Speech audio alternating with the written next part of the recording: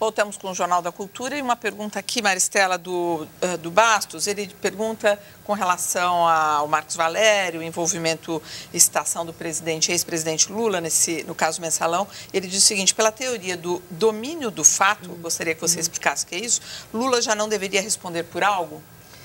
Certamente, né? A teoria do fato é uma teoria que está dentro do direito penal, que diz o seguinte: se você não tem provas, né, as provas são pequenas, não são suficientes, mas o fato é muito revelador, o fato é claro, a gente não tem nenhuma dúvida sobre o fato, então o fato prevalece, a clareza, a luminosidade do fato prevalece sobre provas que a gente não tem. Isso apareceu no Mensalão, porque o ministro Lewandowski dizia, mas não há provas, e o ministro Barbosa dizia, mas os fatos são muito claros.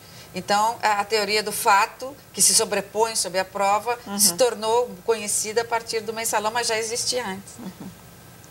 A cidade de São Paulo registrou em outubro 145 homicídios, um crescimento de 85% em relação ao mesmo mês do ano passado. Em mais uma noite violenta, 8 pessoas foram mortas na região metropolitana de São Paulo. 4 mortes aconteceram durante confronto da polícia com suspeitos nas regiões de Osasco e Embu das Artes. Em outra ocorrência, 2 policiais militares à paisana foram atacados no interior da favela de Heliópolis, na zona sul paulistana. O estado de São Paulo registrou somente neste ano 88 mortes de policiais militares. 18 eram aposentados. 24 morreram ao reagirem a assaltos, 39 com indícios de execução e 3 durante confronto com suspeitos. Os demais foram mortos em outras circunstâncias. Durante uma operação para a captura de assassinos de policiais na favela São Remo, na zona oeste de São Paulo, a rota descobriu um túnel de 15 metros de extensão aberto por traficantes com saída nos limites da USP. De acordo com a polícia, o túnel estava sendo usado para comércio de drogas na universidade. Foram apreendidos armas, material de refino e entorpecentes. 3 pessoas foram presas. Hoje, em entrevista à TV Globo, o secretário de Segurança Pública de São Paulo disse que a situação está sob controle. Nós estamos fazendo operações, nós estamos chegando à autoria de todos esses atentados contra policiais militares. Nós sabemos que aqui existe uma briga muito grande de grupos organizados na disputa de pontos de distribuição de cocaína, de entorpecentes, e que vem dando essa onda de violência. No início da semana, a Secretaria de Segurança Pública deflagrou a Operação Saturação na favela de Paraisópolis, na zona sul da capital. De acordo com o último boletim, as forças policiais que ocupam a favela apreenderam até a tarde de hoje 14 armas, munição, 24 quilos de cocaína e 200 quilos de maconha. 17 pessoas foram presas. A favela, que possui cerca de 80 mil habitantes, está ocupada por tempo indeterminado. Na tarde de hoje, a PM iniciou operações em favelas dos bairros de Capão Redondo e Campo Limpo, na zona sul de São Paulo. Entre os objetivos estão capturar foragidos da justiça, combater o tráfico de drogas e apreender armas e veículos irregulares. De acordo com o comando da PM, as buscas seguem até amanhã dessa sexta-feira. Os governos federal e de São Paulo acertaram uma parceria para combater o aumento da criminalidade. A presidente Dilma e o governador Geraldo Alckmin conversaram por telefone e já definiram que os chefes do crime organizado irão para presídios federais. Outros detalhes da ação conjunta vão ser discutidos em reunião na próxima semana. O número de pessoas presas no Brasil não para de crescer, assim como a criminalidade.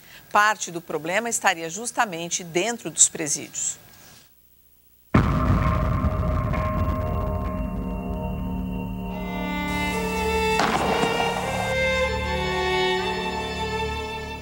A população carcerária no Brasil cresce bem mais rápido do que a população que está fora das grades. De 2005 para cá, a quantidade de presos subiu 48%. Atualmente, 505.794 pessoas cumprem pena no regime fechado.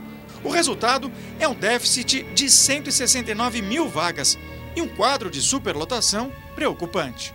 Cada vez mais pessoas são presas e a criminalidade, pelo menos o que nos é informado, aumenta. Então, a prisão não é a resposta, né? Eu acho que tudo isso está ligado à desigualdade social, à falta de educação. O estado de São Paulo abriga 1/3 dos presos brasileiros. De acordo com a Pastoral Carcerária, somente 8% têm acesso a algum tipo de educação e 12% trabalham para reduzir a pena. Os números do Ministério da Justiça indicam que 74% não completaram o ensino médio, 52% têm entre 18 e 29 anos, 49% são negros e pardos. Para essa pesquisadora que estudou o sistema prisional no estado, a política de encarceramento não diminui a violência. Ao contrário, contribui para a organização do crime. Dentro da prisão é o espaço, digamos, mais propício que eles têm para se articularem, para planejarem, digamos, atividades comerciais ilícitas futuras, para planejarem crimes, execuções e assim por diante. Esse ex-detento esteve na prisão em 4 ocasiões diferentes, uma delas por assalto à mão armada. Ele perdeu 10 anos dentro do sistema e garante que está reabilitado. Mas conhece muitos casos de detentos que, ao deixarem a prisão, são pressionados a ajudar a facção criminosa que age dentro e fora das cadeias. Ela tem que continuar sendo o soldado do partido, né? Então, existe uma caixinha na qual você tem que estar contribuindo com essa caixinha para a manutenção do próprio comando e do próprio soldado do comando. Tá quanto essa caixinha hoje? Hoje está em volta de R$750.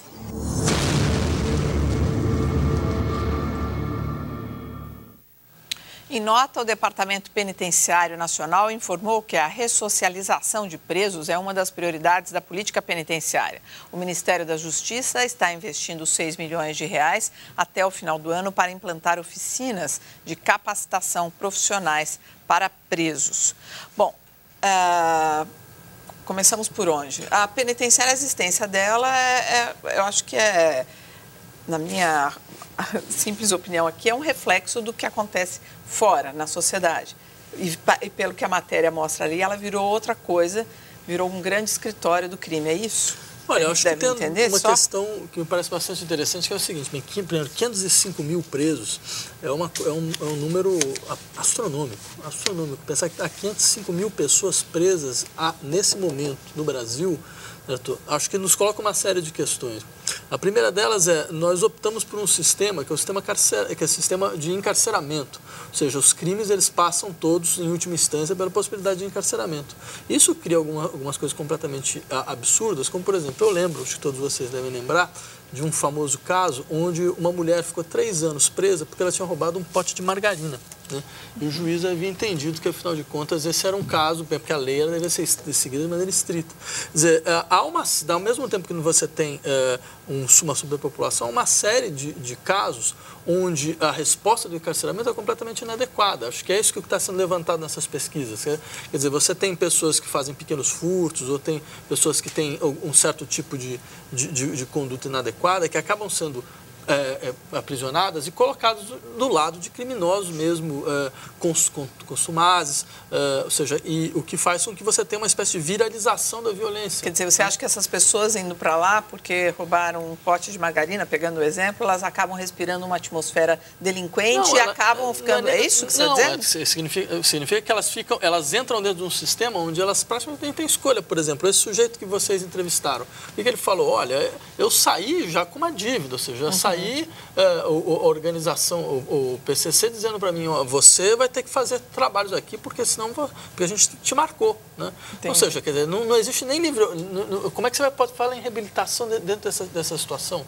Sabe, uma situação que fragiliza muito as pessoas. Então, acho que o Brasil deveria começar uma discussão bastante importante sobre, afinal de contas, a extensão do processo de encarceramento da nossa justiça, né? Mas isso não é tudo, é um pedacinho, né? Porque mas você um elemento importante. Puxa, 550 mil pessoas. Pois é, então, esse é um elemento importante. Maristela. Na verdade, é uma hipocrisia enorme, né, do Estado com esses viveiros subhumanos onde as pessoas são colocadas, não obstante terem cometido crimes e deverem satisfação para a sociedade, e muitas delas é melhor estar lá porque são perigo para a sociedade. É um lugar absolutamente desumano, é um inferno na Terra, né? Então, é hipócrita, é uma situação de hipocrisia. Por quê? Porque a gente vê a criminalidade aumentar a tal ponto, considerando o estado de São Paulo, que morrem mais pessoas no Brasil do que no Afeganistão. O Afeganistão está em guerra, né? Guerra interna, guerra com os vizinhos. Nós não estamos em guerra, mas nós vivemos uma guerra diária e a gente nem se dá mais conta dela. É a banalização do crime, né, da crueldade, e a gente vive com isso. Então, quanto mais crime tem, mais gente vai presa. Então, se o sistema de segurança fosse melhor, se as pessoas tivessem melhores condições para se manterem, né? Para estar na sociedade, para ter um lugar no mundo, nós teríamos menos crimes e menos gente indo para lá. Acontece que hoje, levar o que cometeu um crime de pequeno a grande para um lugar desses é absolutamente degradante, não recupera ninguém. São cubículos imundos, né? Fétidos, onde essas pessoas, esses seres humanos, a alma é arrancada para que elas possam ficar ali convivendo sem limpeza, sem higiene, sem banho, sem vaso sanitário, com alimentação precária. E a gente acha que elas vão ser recuperadas. Não, elas vão sair de lá piores. Né? Só para colocar uma questão, na Revolução Francesa existia uma discussão sobre duas possibilidades de funcionamento do sistema punitivo. Né? Uma delas era uma espécie de sistema de alta visibilidade. Ou seja, você pegava as pessoas que haviam cometido os crimes e elas deveriam estar nessas espécies de escolas de reeducação, mas à vista de todos. Era a vista de todos, era o fato de você estar submetido à visão de todos que daria, de uma maneira ou de outra, um tipo de internalização, talvez, de algum princípio de conduta. Né? E você tinha esse outro que era, na verdade, retirar as pessoas da vista de todos, quer dizer, encarcerá-las. Né? Encarcerá-las e colocá-las, talvez, na vista de um painel. Veja, eu acho que essas discussões valem a pena, elas podem parecer muito abstratas, de uma certa forma, mas eu queria insistir o seguinte, quer dizer, acho que a sociedade brasileira vai percebendo que o seu sistema punitivo é um sistema completamente ineficaz. Completamente ineficaz. Nesses momentos, é importante, sim, você ter a capacidade de discutir teoricamente certas questões para que novas possibilidades práticas reapareçam. Porque o que a gente sabe que do jeito que está não mas a gente até falou sobre isso no jornal da quinta da semana passada e enfim, eu recebi muitas críticas via e-mail e Twitter, que são as penas alternativas. Porque o que acontece? O Estado está mentindo para nós. Está mentindo quando diz, olha, eu vou recuperar essa pessoa, vou tirá-la da sociedade e vou levá-la para um presídio. Fique seguro porque ela estará no presídio. O presídio é um lugar absolutamente degradante, que acaba com a psique de qualquer um. Né? Então, vai devolver essa pessoa em situação muito mais perigosa. Ademais desse número absurdo, a gente sabe que muitos estão ali presos quando o seu inquérito de averiguação já esgotou, ele tinha que estar solto. Não, e muitos que estão na delegacia deveriam estar na detenção. Na detenção, mas estão ocupando espaço na delegacia. Outros, a pena já venceu, mas ele não tem um advogado e assistência judiciária gratuita é péssima para livrá-lo, porque ele já cumpriu a pena. Outro poderia estar no regime fechado para o aberto, semiaberto, na liberdade condicional, ou seja, o Estado é ineficiente de verificar quais dessas pessoas poderiam estar soltas. Então, mas até aí a gente está falando sobre o espaço dentro dos presídios, para aliviar o espaço, né? Aqui, muita gente falando sobre a questão da educação, de tudo um pouco. Tem gente que acha que falta educação, tem uma outra pessoa aqui que fala que a criminalidade é índole e não educação. Gostaria que vocês falassem um pouco sobre isso, porque... Índole? Índole, Eu acho muito difícil uma pessoa de colocação, porque fica parecendo que o quê? Você tem alguma formação... A gente vai voltar um pouco na época da frenologia, da fisiognomia, quer dizer, você tem o quê? Uma configuração do seu crânio que é diferente, isso faz com que você tenha uma propensão ao crime, uma tendência ao crime. Acho que, claro, eu posso entender esse tipo de colocação, isso quer dizer, bem, mas você tem situações sociais muito degradantes e nem todos entram para o crime, né? Então, quer dizer, o que pode justificar uma coisa ou outra? Uma ida ao crime ou não? Mas, vejam, você tem uma série de variáveis que passam desde a estruturação dos vínculos sociais, a estruturação dos laços sociais, certo tipo de impacto ligado à frustração da possibilidade de reconhecimento, de ascensão, quer dizer, que que desempenham papéis, né? Quer dizer, claro, a escolha é uma escolha subjetiva. Agora, o que é importante mostrar muito claramente à sociedade é que não adianta você pensar a punição sob a forma da vingança, que é um pouco o que todo mundo faz. Né? Que é tipo, não, o encarceramento por quê? Porque a sociedade vai se vingar dessas pessoas. Não adianta, nem precisa utilizar um argumento moral, também, é simplesmente ineficaz. O que eu gostaria que vocês comentassem é o que já se falou muito aqui no Twitter, eu já recebi e-mails que diz o seguinte, tem pessoas que não têm mais como serem recuperadas. Essas pessoas deveriam sair de cena. E o dinheiro que se gasta em manter essas pessoas, em investir nessas pessoas que não vão ter mais recuperação, se investiria em crianças que estão chegando... Então, nós estamos falando de uma seleção das ervilhas, é um darwinismo jurídico. Isso é impossível. Qualquer delegado, vamos dizer qualquer, os delegados, os que estão ali na linha de frente nas delegacias de polícia, eles sabem, assim, para dizer que não precisa grande experiência, nem consulta psiquiatras e nem psicólogos, porque os delegados que estão ali na linha de frente do trabalho, eles sabem muito bem quando ele bota o olho em quem ele está investigando, ou quem ele pegou num crime ou numa tentativa de crime, se o sujeito é irrecuperável ou não. Então, a gente sabe, eles sabem durante o curso das investigações, esse é um delinquente irrecuperável. Um pedófilo, um estuprador, um assassino contumaz, já cometeu 2 latrocínios, ou esse latrocínio foi cometido com requintes de crueldade, esse é irrecuperável. Tem um lugar para ele, que pode ser um manicômio judiciário, se ele, evidentemente, tem alguma psicopatologia, né? Alguma malformação, vai para lá, e a penitenciária mesmo, limpa, digna, onde essa pessoa, que continua sendo um ser humano, vai ficar o resto da sua vida ou os anos que lhe forem determinados. Mas isso de forma clara. E existem aqueles outros que são recuperáveis, sim. Né? O primeiro crime, ou o primeiro roubei os remédios na farmácia que meu filhinho estava doente. Sim, mas eu acho que então, existem pessoas que são recuperáveis, sim. Mas veja só, 2 coisas que eu acho interessantes levantar. Seria bom saber, dessas 505 mil pessoas que estão presas, quais são realmente qual a porcentagem realmente dessas pessoas que caem, por exemplo, nesse caso que a Maristela estava descrevendo? Quer dizer, criminosos mesmo, contumazes, que ficam reincidindo, psicopatas. Qual é a porcentagem?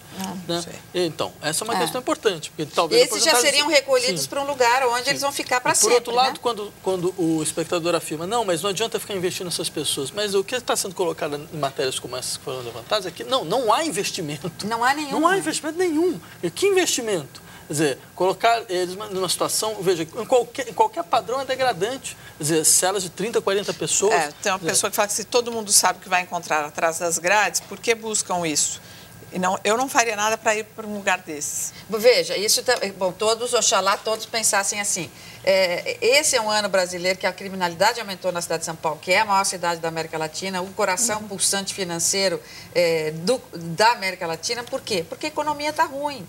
Porque esses dados que o governo nos diz não são verdadeiros. Quer dizer, o Brasil decresceu, então a classe média subiu, como a gente tem dito aqui.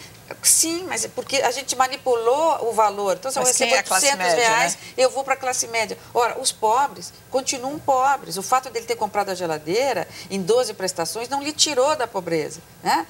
O fato dele ter saído do seu apartamentinho para um barraco, ele continua na pobreza. Então, isso faz com que as pessoas tenham fome, tenham necessidade de remédio, ficam revoltadas, ficam com crédito relativamente à vida. As crianças querem as coisas que as outras têm e elas não têm. Isso leva um pai e uma mãe ao desespero, ao crime, sim. Então, isso é reflexo de uma economia que nós estamos vivendo difícil. Seria interessante simplesmente levantar a questão, quer dizer, o que está envolvido na construção do comportamento antissocial, do comportamento ligado à violência. Quer dizer, o crime é só um dos estágios finais desse processo. Né? Quer dizer, você tem uma situação onde a pessoa simplesmente compreende que a lei não é para ela. E há uma série de desdobramentos para que esse tipo de compreensão seja possível. Ou seja, ela pode dizer que a lei não é para ela porque ela nunca recebeu nada da lei. Porque a lei nunca de fato, a salvaguardou. Então, você tem uma frustração em relação à lei que pode parecer dessa forma. Isso é dentre várias possibilidades. Né? Pobreza, só para concluir. Pobreza, desigualdade, diferença e sentimento de injustiça é o caldo de cultura disso que a gente está vendo. A seguir, presidente Cristina Kirchner gasta mais de R$2 milhões em reforma de banheiro. E ainda o tricampeão mundial Rivelino é o novo comentarista do programa Cartão Verde aqui na TV Cultura.